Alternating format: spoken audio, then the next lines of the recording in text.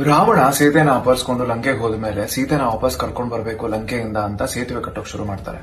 ವಾನರ ಸೇನೆಯವರೆಲ್ಲ ಸೇರಿ ದೊಡ್ಡ ದೊಡ್ಡ ಕಲ್ಲುಗಳನ್ನ ತಂದು ಶ್ರೀರಾಮ ಶ್ರೀರಾಮ ಅಂತ ಬರೆದು ಸಮುದ್ರಕ್ಕೆ ಹಾಕ್ತಾ ಇರ್ತಾರೆ. ಆ ಕಲ್ಲುಗಳ ತೇಲಿ ಸೇತುವೆ ಆಗ್ತಾ ಇರುತ್ತೆ. ಇದನ್ನೆಲ್ಲ ನೋಡ್ತಾ ಇದ್ದ ಒಂದು ಸಣ್ಣ ಅಳಿಲಿಗೆ ರಾಮನ ಮೇಲೆ ಅತಿಯಾದ ಪ್ರೀತಿ ಹಾಗೂ ಭಕ್ತಿ ಇರುತ್ತೆ. ತನ್ನ ಕೈಲಾದ ಸೇವೆನ ರಾಮನ ಮಾಡಬೇಕು ಅಂತ ಸಮುದ್ರದ ನೀರಲ್ಲಿ ಮುಳುಗಿ ಮರಳ ಮೇಲೆ ಹೊರಾಡಿ ಆ ಮರಳನ್ನ ತಂದು ಕಲ್ಲು ಮೇಲೆ ಹಾಕ್ತಾ ಇರುತ್ತೆ.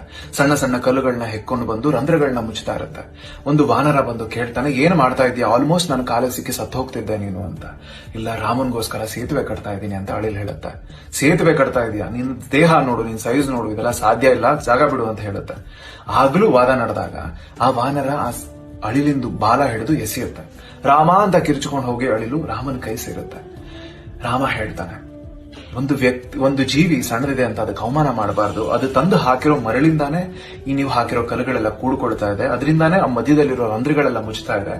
ಇದರ ಕೆಲಸದಿಂದ ನಿಮ್ಮ ಕೆಲಸ ಸಂಪೂರ್ಣ ಆಗ್ತಾ ಇದೆ ಅಂತ. ಆಮೇಲೆ ಅಳಿಲ್ ಕಡೆ ನೋಡಿ ಕ್ಷಮೆ ಕೇಳಿ ಹೇಳ್ತಾನೆ, ನಿನ್ನ ಭಕ್ತಿಯಿಂದ, ನಿನ್ನ ನಿಷ್ಠೆಯಿಂದ, ನಿನ್ನ ಕೆಲಸದಿಂದ ನನಗೆ ಸಂತೃಪ್ತಿ ಆಗಿದೆ ಅಂತ ಮೈ ಸವರ್ತಾನೆ. ಅದೇ ಸವರಿರೋ 3 ಬೆರಳುಗಳು ಅಳಿಲ್ ಮೇಲೆ ಬಿಡುತ್ತೆ. ಇದೇ ಅಳಿಲ್ ಸೇವೆ.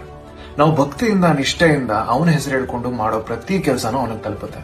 ಅದರಲ್ಲಿ ದೊಡ್ಡದು ಚಿಕ್ಕದು ಅಂತ ಇಲ್ಲ. ನಾವು ಮಾಡೋ ಕೆಲಸ, ಅದರ ಮೇಲಿರೋ ನಮಗಿರೋ ಇಂಟೆನ್ಷನ್ ಮುಖ್ಯ. ಯೋಚನೆ ಮಾಡಿ.